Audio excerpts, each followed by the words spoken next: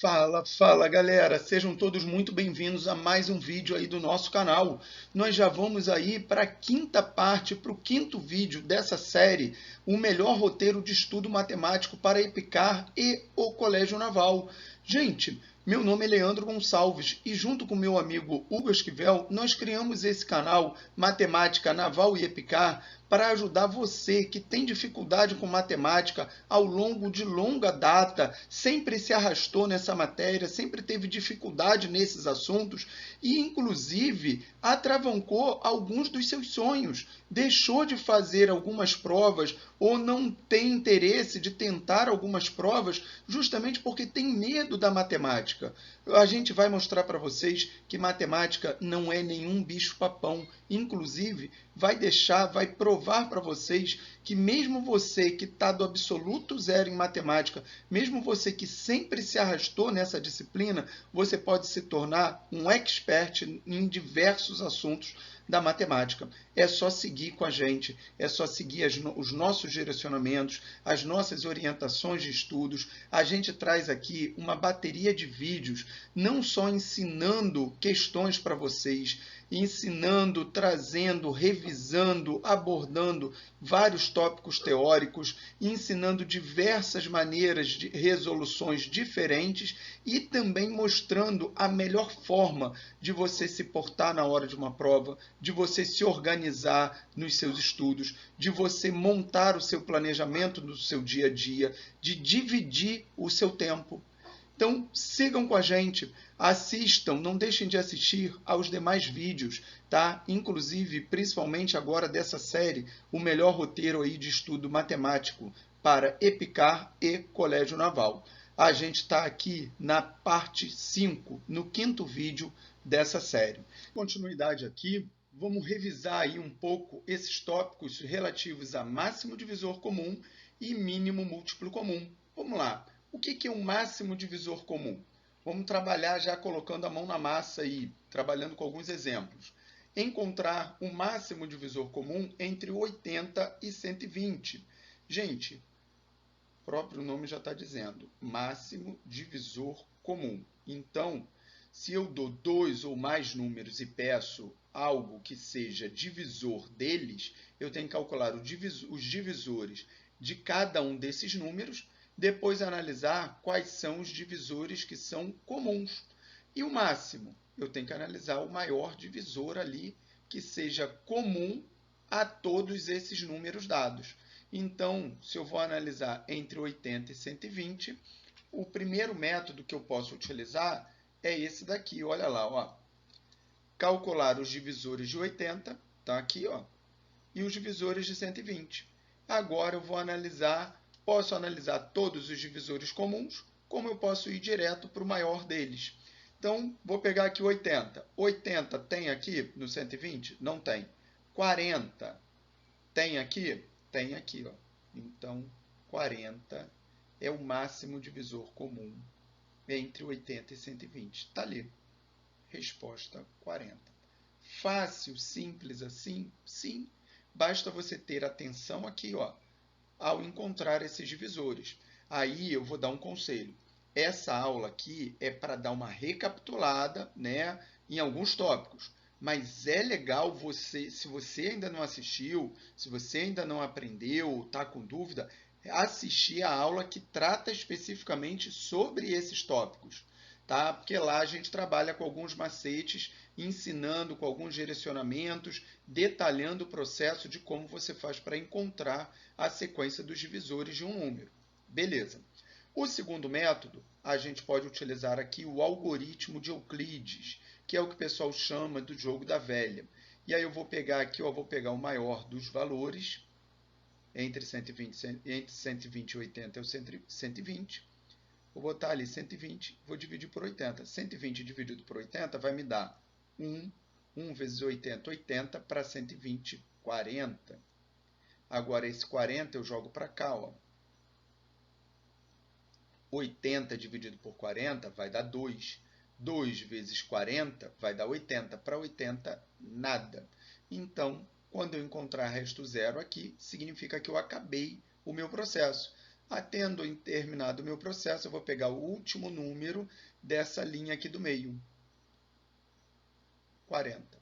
Beleza? Então, comprovando aqui através do segundo método que o MDC entre 80 e 120 é quem? O 40. Beleza. Vamos avançar aí um pouquinho. Vamos trabalhar agora com o mínimo múltiplo comum. Reparem que quando eu estou falando de múltiplo, é um conjunto infinito. Já que é um conjunto infinito, eu não consigo analisar o maior múltiplo comum entre determinados valores, a não ser que eu coloque uma limitação de valor, beleza?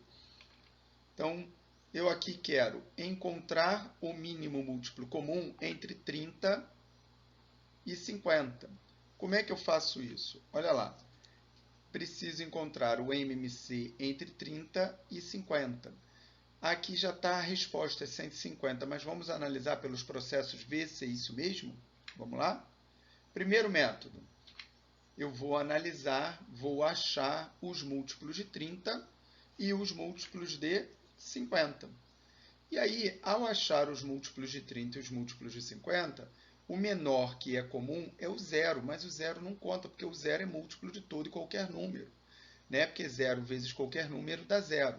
Aí depois eu tenho aqui o 30, que não é múltiplo de 50, o 60, que não é múltiplo de 50, o 90, o 120 e aí, finalmente, o 150. O 150 é o primeiro múltiplo de 30, que também é múltiplo de 50. Então, é o mínimo múltiplo comum ali entre 30 e 50. O segundo método, qual seria? Seria eu realizar a decomposição em fatores primos, só que a decomposição simultânea entre 30 e 50. Como é que eu faço isso? Vou decompor por 2, vai dar 15. Por 2 vai dar 25. E aqui agora, por 3 vai dar 5. Aqui 25. E aqui 5 vai dar 1. 5. 5 aqui. 1 e 1. Então, eu tenho aqui, ó, 2 vezes 3, 6. 6 vezes 5, 30. 30 vezes 5, 150. Está lá. Mínimo múltiplo comum entre 30 e 50, 150. Beleza? Então, estamos aí fazendo a revisão de uma pegada de vários tópicos, de abordagens diferenciadas, para que vocês pratiquem, para que vocês treinem, exercitem e se aprofundem nesses assuntos.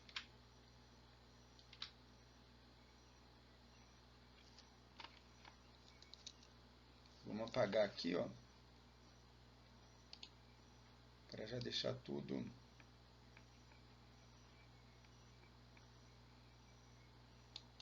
ajeitadinho ali.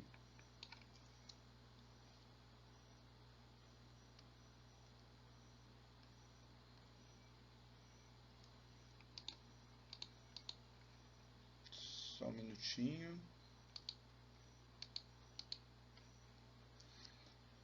Espera aí, gente, que já está digitado aí, deixar tudo elencado aí para ficar melhor para vocês verificarem depois. Ó, tá aí os números direitinho. Pronto, o resultado, a decomposição. Inclusive aqui já está alinhado, ó, a decomposição, o 150 decomposto em fatores primos. Tá ok? Beleza. Agora, vamos treinar um pouco aqui o terceiro método. Na verdade, esse terceiro método, ele nos ajuda a encontrar tanto o MMC quanto o MDC. E como é que a gente trata ele? Vamos lá. MDC, eu vou tirar os fatores comuns de menor expoente. E o MMC, eu vou pegar os fatores comuns de maior expoente e vou pegar os fatores não comuns. Reparem o seguinte, eu estava tratando do número 30 e o número 50. Vamos decompor aqui o 30 e o 50 separadamente. Olha lá, ó, 30 e o número 50 aqui. Vamos lá. 2 aqui vai dar 15. aqui 3, aqui vai dar 5, 5 aqui, aqui vai dar 1. Aqui vai ficar 2, 25, 25 por 5, aqui 5 e aqui 1. Então, eu tenho aqui, ó, 30 é igual a 2 elevado à primeira potência vezes 3 elevado à primeira potência vezes 5 elevado à primeira potência. E o 50 é igual a 2 elevado à primeira potência vezes 5 elevado ao quadrado. E aí, para achar o MDC, eu vou pegar os fatores comuns de menor expoente. Eu tenho 2 aqui e 2 aqui, então 2 vai entrar no meu MDC. De menor expoente, aí tanto faz. O 2 é a primeira, está nos dois. Então, vou escolher esse daqui, por exemplo. Pronto, peguei aqui o 2 é a primeira. Tanto faz um ou outro, né?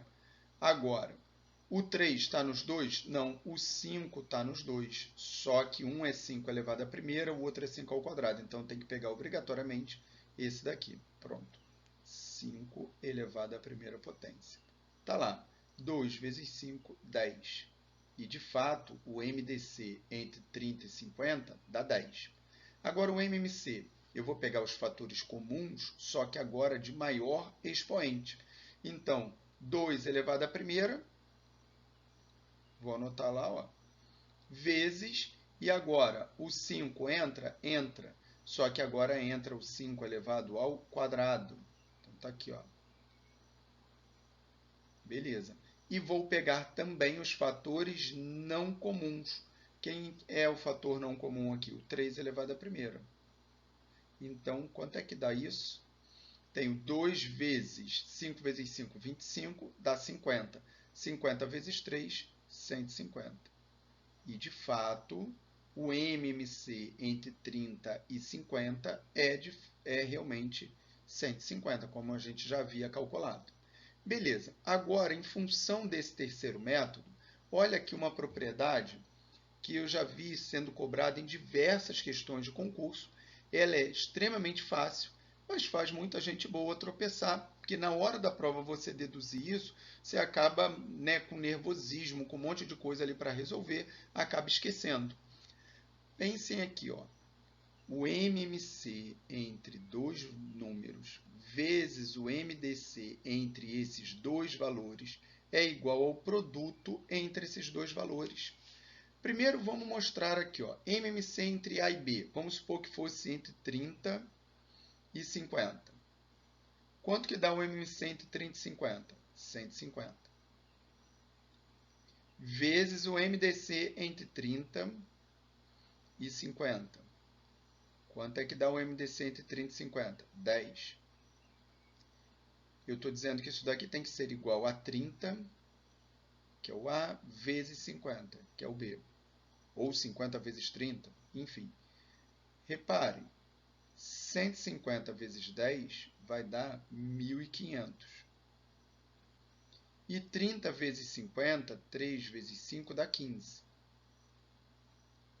Com mais esse zero daqui e esse zero, 1.500. Bateu certinho. Mas será que é sorte? Por conta desse número? Será que é coincidência? Ou será que a propriedade realmente faz sentido? Acompanhem comigo aqui. Reparem, se eu for multiplicar 30 vezes 50, eu estou multiplicando isso daqui, que é o 30, vezes isso daqui, que é o 50. Então, vamos lá. Estou multiplicando 2 elevado à primeira potência, vezes 3 elevado à primeira potência, vezes 5 elevado à primeira potência. Vezes o 50, que é 2 elevado à primeira potência, vezes 5 elevado ao quadrado. Tá lá. Então, 30 vezes 50 é isso daqui. Só que quando eu estou multiplicando o MMC entre A e B, eu estou pegando quem? O 2, o MMC entre A e B, eu estou pegando 2 elevado à primeira potência, 5 ao quadrado, vezes 3 elevado à primeira potência. Então, estou pegando aqui, ó, 2 elevado à primeira potência, vezes 5 elevado ao quadrado, vezes 3 elevado à primeira potência. Então, já peguei aqui, ó, vamos pegar aqui o verde, aqui, ó.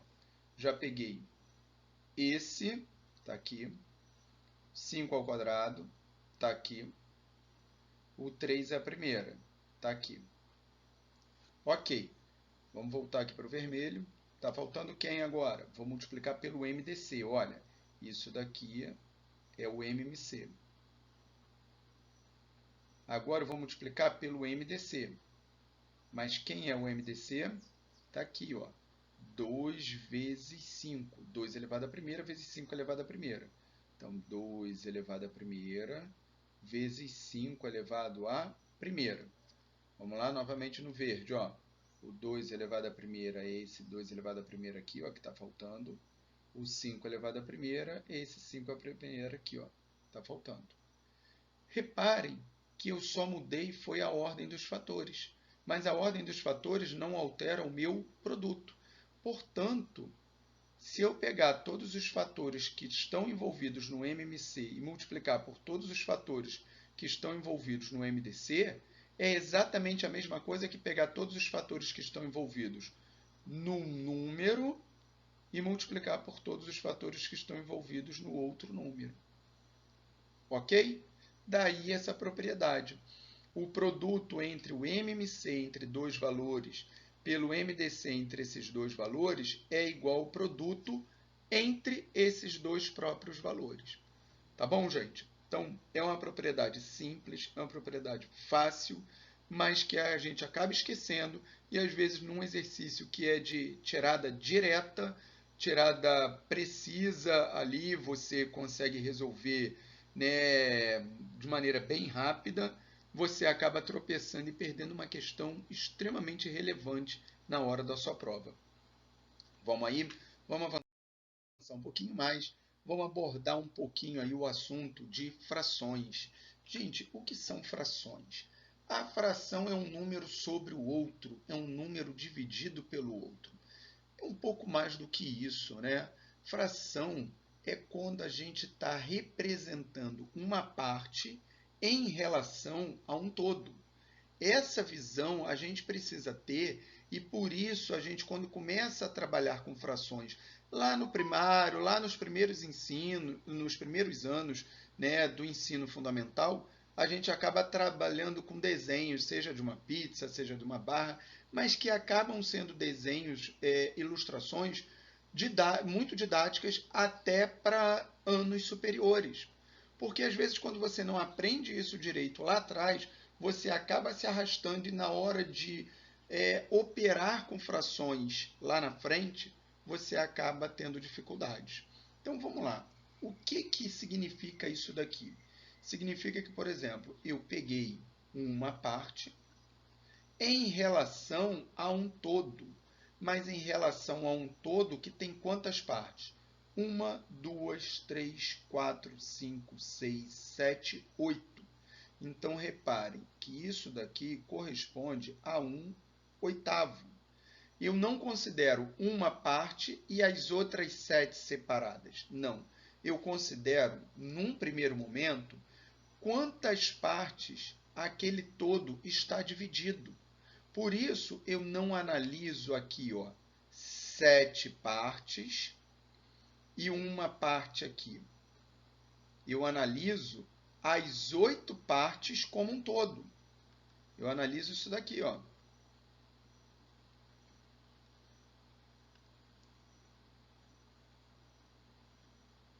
O meu todo está dividido em 8 partes. Então, eu começo a confeccionar a minha fração pelo meu denominador. A partir daí, eu vou analisar quantas partes foram consumidas, foram utilizadas. Nesse caso daqui, foram utilizadas uma parte. Então, aqui, 1/8. Beleza? Ok. E aqui, nessa fração? Tem gente que já me perguntou aqui o seguinte: poxa, mas ali não tem nada que representa que a parte verde é a parte que foi consumida. A parte rosa pode ser a parte que foi consumida. Verdade. Isso daí tem razão. Né? Num exercício teria que trazer esse tipo de legenda ou esse tipo de representação.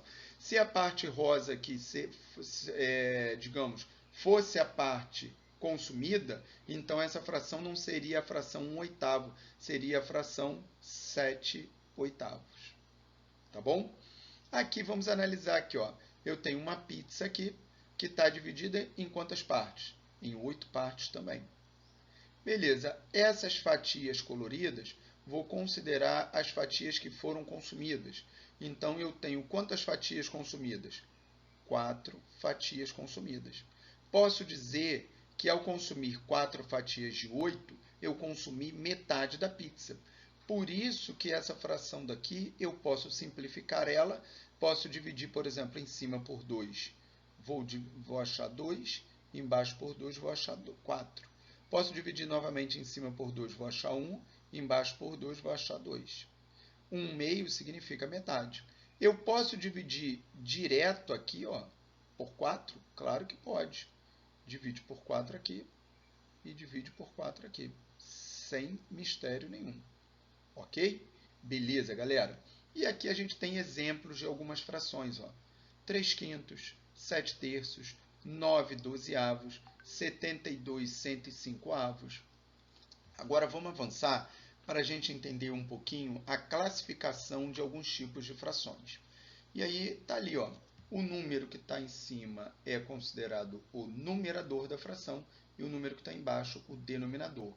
O denominador ele representa em quantas partes o todo está dividido e o numerador representa quantas partes foram utilizadas desse todo. Classificações de frações. Eu tenho um tipo de classificação que se chama, que eu posso classificar as frações em ordinárias ou decimal. Então, essa daqui é uma categoria de classificação. Já deixa eu botar direto ali a segunda categoria de classificação. Desculpa, gente.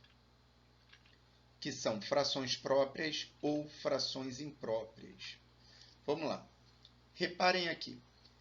Olhem para essa primeira categoria daqui. Frações ordinárias ou decimais. Fração ordinária é quando o denominador não é potência de 10. 3/5, 6/9, 12/5, 15 40avos. Ué, mas 40 é múltiplo de 10. Verdade, 40 é múltiplo de 10, mas não é potência de 10. Potência de 10 é 10 elevado à primeira potência, 10 elevado à segunda potência, 10 elevado à terceira.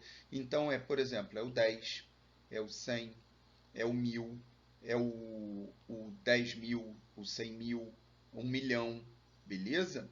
Então, aqui, ó, 3 décimos, 6 centésimos, 12 milésimos, isso são frações decimais, tá ok?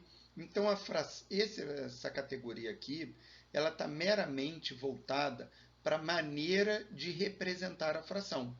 Por quê? Porque, por exemplo, essa fração daqui, ó, 6 centésimos, olhem para ela aqui em cima, ó, 6 centésimos, se eu simplificar ela, ou seja, se eu divido em cima e embaixo por um mesmo valor, eu estou simplificando a minha fração, mas eu não estou mudando o valor original da minha fração. Tá? Então, imaginem que eu faço o seguinte, divido aqui por 2 e divido aqui por 2. Então, eu vou ter 6 centésimos, 6 dividido por 2 vai dar 3, 100 dividido por 2 vai dar 50. Se eu fizer a divisão de 6 por 100, isso daqui vai me dar 0,06. Se eu fizer 3 dividido por 50, eu também vou achar 0,06 como resposta. Então, essa fração é equivalente a essa. Agora, olha a diferença. Essa fração escrita desse jeito é considerada uma fração decimal. E essa fração escrita dessa maneira, apesar de representar o mesmo valor que aquela, já é considerada uma fração ordinária. Então, a classificação ordinária e decimal está intrinsecamente ligada à maneira de representar essas frações. Já a fração própria e a fração imprópria está vinculada, sim, ao valor da fração. Por quê? Fração própria é sempre que o numerador for menor que o denominador. E fração imprópria é sempre que o numerador for maior ou igual ao denominador. Qual é a implicação disso? Olha aqui um exemplo. 2/5. 2/5 é uma fração própria. Só que como o numerador é menor que o denominador, imagina que você vai dividir 2 por 5. Se você vai dividir um número menor por um número maior, para efetuar essa divisão, o que você vai ter que fazer? Vai ter que botar um zero e uma vírgula. A partir do momento que você já começa por um zero e uma vírgula no quociente, significa que esse valor aqui que você vai achar é menor que uma unidade. Concordam? 0, alguma coisa é algo maior que zero e menor do que 1. Então, toda fração própria, ela indica algo menor do que 1. E toda fração imprópria indica uma fração cujo valor é maior ou igual a 1. Por quê? Nesse caso daqui, o numerador, se o numerador for maior do que o denominador, imaginem, 6 dividido por 5. Se você vai dividir algo maior por algo menor, pelo menos 1 ali você vai achar na resposta. E aí você vai botar ali, ó, 6 dividido por 5. Vai dar 1 vezes 5. 5 para 6, 1. Aí você vai acrescentar um zero, uma vírgula. Ora, 1, alguma coisa já é algo maior do que 1. E por que eu digo que pode ser maior ou igual a 1? Porque o numerador não pode ser maior ou igual ao denominador? Então, imagina que o numerador seja igual ao denominador. Imagina a seguinte fração imprópria. 8 oitavos. Isso daqui é igual a quanto? É igual a 1. Beleza? Então, esse padrão aqui de classificação já está muito mais voltado para um padrão vinculado à categoria de valor da fração. E aí, gente, um detalhe interessante. Eu posso mesclar os dois tipos de classificações. E aí vamos trabalhar com um exercíciozinho que a gente mescla esses tipos de classificações. Vamos aí? Vamos avançar para o próximo slide? Fala, galera! Agora nós vamos praticar. Ele pede aqui quais das frações abaixo podem ser consideradas simultaneamente como fração própria e como fração ordinária. Então, tem que obedecer aos dois tipos de classificações simultaneamente. Então, vamos olhar primeiro quais são as frações próprias. Fração própria, o numerador tem que ser menor do que o denominador. Então, vamos lá. Aqui, ó, 2 é menor do que 3, 1 menor do que 4. Aqui, no caso, é 5 sobre 1, então não me serve. 9 sétimos não serve, 8 sétimos não serve, 10 oitavos, 5 oitavos serve. 1/5 serve, 3 décimos serve, 3 nonos, 7/5 não, 2/5 serve, 7 nonos serve e 9 décimos serve. Dessas frações, eu quero agora as que são ordinárias, ou seja, aquelas cujo denominador não é potência de 10. Então, vamos lá. Essa daqui me interessa, então essa está certo. Essa daqui também. Essa daqui, o denominador não é potência de 10, mas ela não é própria. Ela não estava circulada ali de vermelho, sublinhada de vermelho. Então, não preciso nem olhar. Vamos lá, vamos direto aqui para 5 oitavos. Essa daqui me interessa. Essa daqui me interessa. Essa daqui não, está fora, porque ela é decimal. Essa daqui me interessa. Essa daqui também. Essa. E essa daqui não, ó, porque é decimal. Beleza, galera? Ok. Vamos trabalhar aí mais um pouquinho com a questão de frações equivalentes e com o conceito de frações irredutíveis. Vamos lá. Rapidamente, são conceitos bem fáceis, bem tranquilos.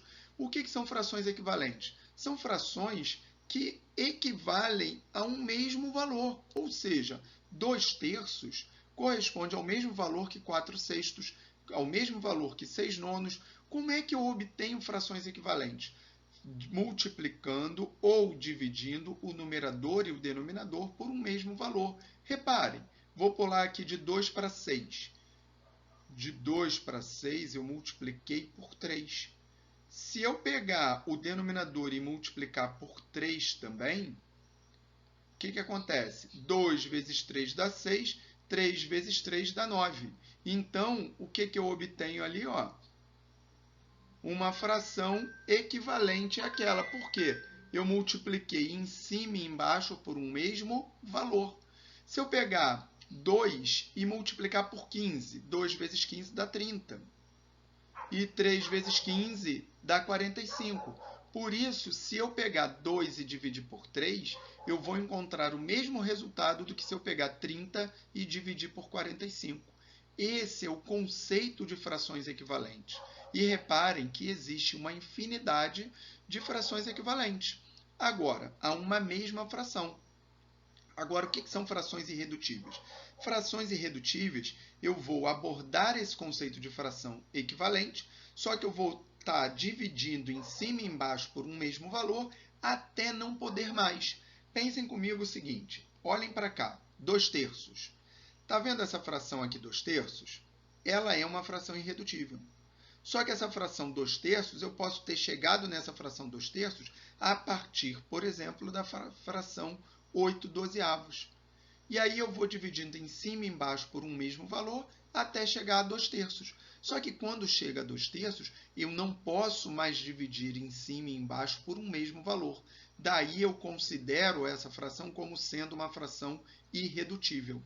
Ora, mas aqui eu tenho, por exemplo, a fração 12/19. 12 eu posso dividir por 2, por 3, por 4. Mas, gente, a questão é, não adianta somente dividir o numerador ou somente dividir o denominador. Se eu divido o numerador por um determinado valor, eu tenho que poder dividir o denominador pelo mesmo valor. Então, 12 é divisível por 2, mas 19 não é.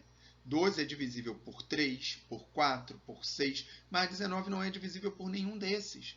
Então, 12/19 é considerado uma fração irredutível porque não há nenhum divisor que eu consiga dividir o 12 e o 19 pelo mesmo valor. Em outras palavras, o máximo divisor comum entre 12 e o 19 é igual a 1. O único divisor comum que eles têm é o 1.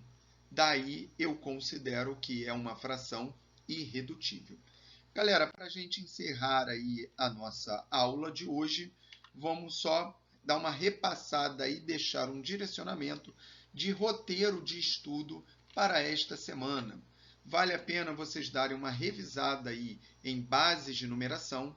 E aí, quando eu falo revisar em base de numeração, é legal vocês revisarem o sistema, né, o método para passar de uma base qualquer para a base 10 e da base 10 para uma base qualquer.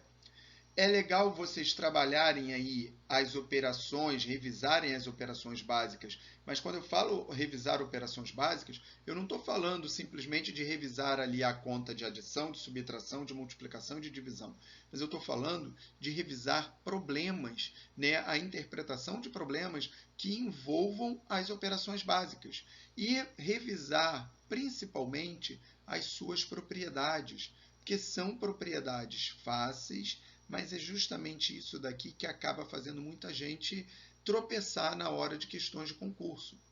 Revisem números primos. E aí, revisem não só os conceitos, mas revisem como fazer uma decomposição em fatores primos, revisem a utilidade da decomposição em fatores primos, por exemplo, encontrar a quantidade de divisores naturais de um número, a quantidade de divisores pares de um número, a quantidade de divisores ímpares de um número, encontrar, por exemplo, ali a quantidade de divisores de um número que são primos entre si com aquele número, né? Então tem uma série de utilizações para esse padrão de decomposição em fatores primos.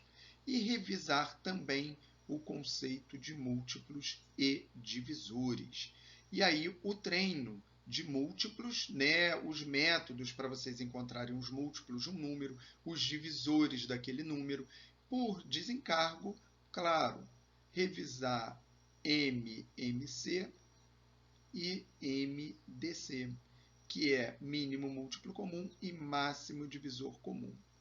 E como que eu vou roteirizar esses conteúdos? Como é que eu vou fazer essa abordagem? Façam uma revisão teórica e aí vocês podem utilizar os nossos próprios vídeos aqui, que são vídeos bem direcionados, eles vão direto no ponto, eles pegam uma abordagem teórica e trabalham aquela abordagem teórica de uma maneira bem direcionada, né, já pegando no ponto, naquelas questões, né, nos tópicos, da maneira como eles são cobrados nas provas. Depois comecem a trabalhar questões que a gente traz aqui para vocês. E aí depois comecem a trabalhar conteúdos ou questões que vocês têm nos materiais didáticos de vocês. À medida que forem surgindo dúvidas, tragam dúvidas dessas questões para a gente. Podem colocar as questões aí para a gente e a gente resolve as questões para vocês. Tá? A gente traz aí uma aula só com a resolução dessas questões para vocês. Tá bom? Beleza? Então, dividam ali um horário para essa revisão teórica, trabalhando ali a resolução de questões fáceis, e tirem um horário também para resolver as questões medianas ou aquelas questões que vocês têm maior dificuldade. Tá bom? Gente, até a próxima. Um grande abraço aí.